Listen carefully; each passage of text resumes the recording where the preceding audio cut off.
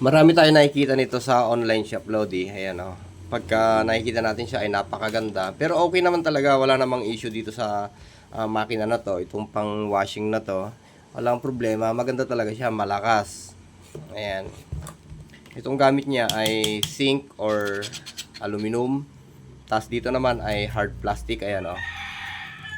Ito. Hard plastic yung gamit niya. Hard plastic din to. Ito. At yung makina niya ay napakaliit. Ito lang. Ayan.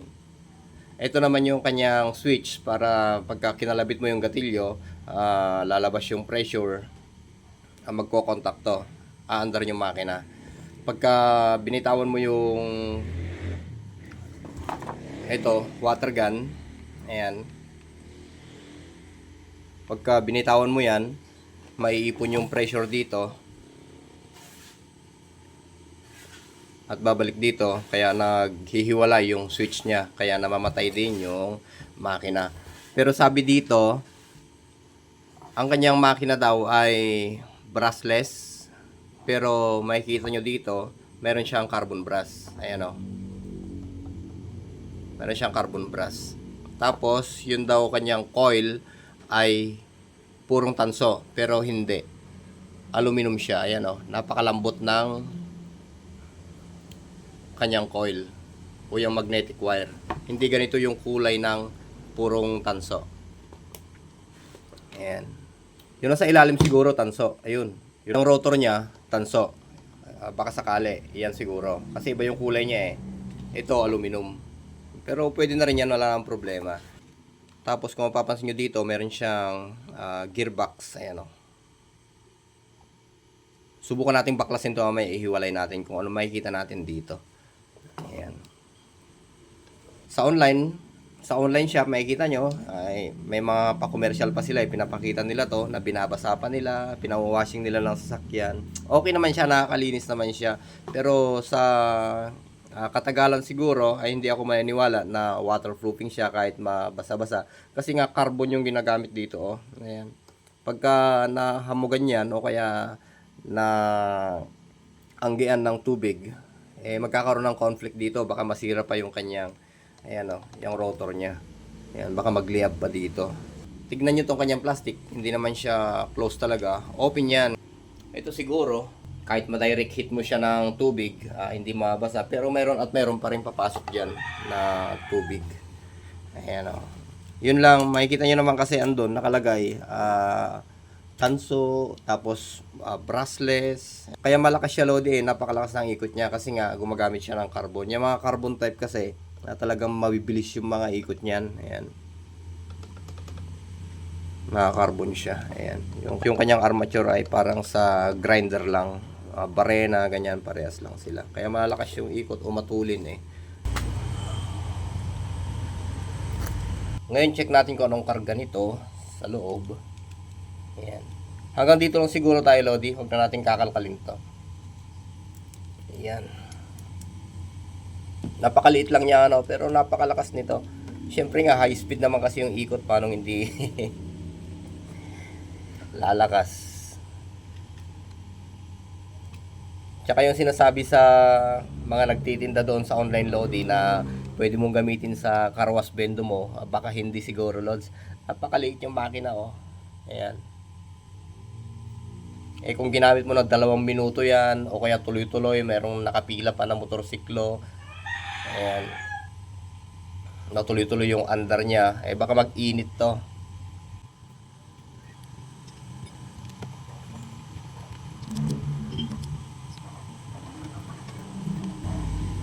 Yun, lumabas yung langis niya.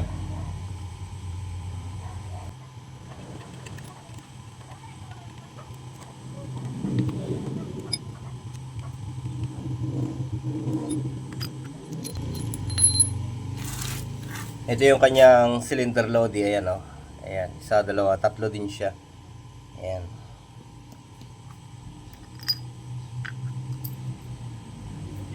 Ito may bearing siya dito, Lods. Ayan o. Ayan. Ito naman yung umiikot. Ayan o. Pero ang ikot niya na hindi diretso, kundi paganyan lang siya o. Ayan. Pagka umikot siya, paganyan-ganyan lang. para maitulak niya to. Ayan o. Siya naman ngayon yung magpapump ng tubig. Ayan. Papump niya, tapos ilalabas dito. Ayan. Meron din namang valve doon o. Ayan o. Ayan. Valvula yan. Na habang umihigop, pagkapahigop, bumubukas yun. Pagka bumalik yung ikot nito, nagsasara. Ayan. Kaya walang ibang lalabasan kundi papunta dito. Ayan. Ayan. May valve din siya dyan. Ayan o.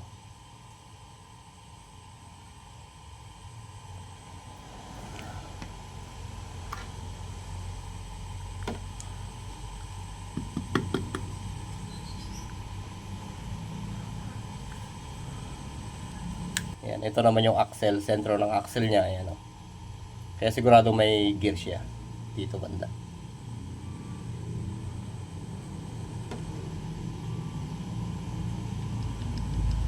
Ayan o, kapinihit natin.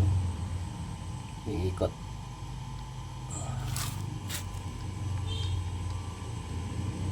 Dito siguro Lodi ay wala akong issue na masasabi dito. Matibay naman to eh, yan, matibay yan. Dito lang ako nag-aalangan. Ayan. Dito lang tayo nag-aalangan sa makina niya, napakaliit. Ayan.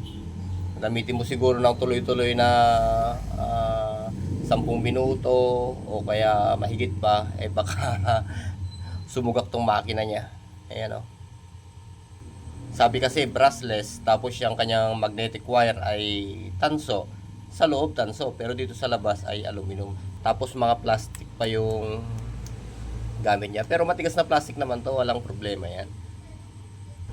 Kung pang sarili maganda, pero kung pang karwas bendo na, mas maganda kung bumili na lang kayo ng mas malaki ng konti dito. Yung surfline na kagaya ng mga ipinapakita ko rin dito sa video, yung mga ganon. Matitibay yung mga ganon. Yung talagang brushless siya. Hindi siya gumagamit ng mga carbon. Ayan. Bali yun lang naman Lods, pinakita ko lang yung loob nito. Ayan. Okay naman siya, wala na siyang problema. Sa mga nakabili, siguro, ang payo ko na lang ay hindi nyo na lang siya i-overuse. Kung yung mga maliit na sasakyan, panlinis, mga motor, mga ganyan, ay okay naman, tricycle, ganyan, okay naman. Pero wag nyo lang aabusuhin yung oras ng pag-ikot nito. Baka sa van ay medyo hirap pa nga yan eh. Ayan. Sa mga kotse, pwede. Pero baka hirapin pa rin kung tuloy-tuloy na ang pagbuga ng tubig dito. Ayan. Pero kung pang minuto lang na pag-andar ay pasok pa rin yan, okay pa rin.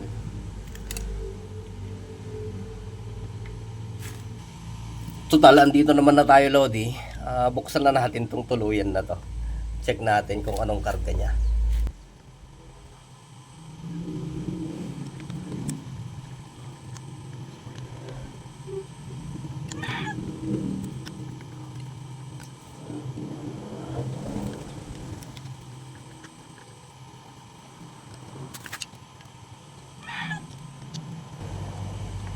Ayun, tama tayo. Ayan o.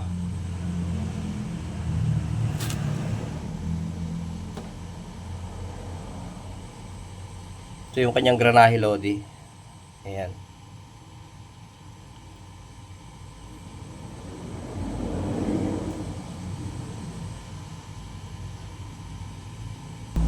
Ito yung gear ng makina o yung motor. Ayan o.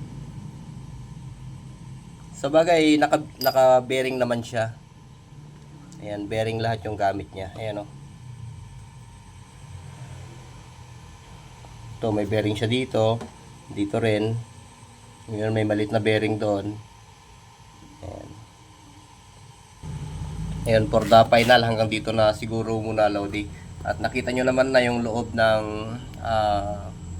portable pressure washer na to. Ayan o. Ito yung sinasabi nilang tanso, pero hindi tanso yan. Ayan. Yung sinasabi nilang brushless. Ayan. Hindi rin brushless yan kasi may carbon.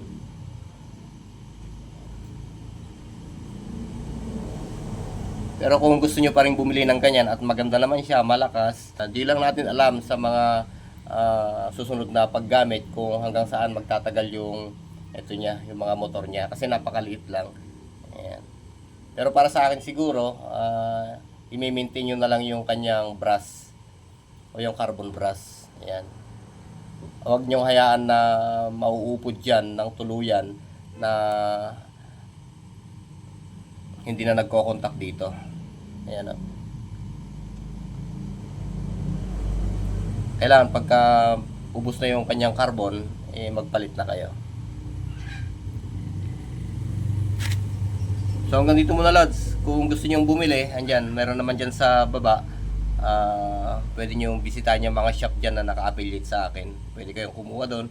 Pwede kayong bumili ng ganito. Pwede naman kayong bumili ng mas malaki. Ayan. Yung mga mas malaking version, sigurado ko yun kasi tested ko na. Pero ito, ngayon ko palang masusubukan yung tibay niyan.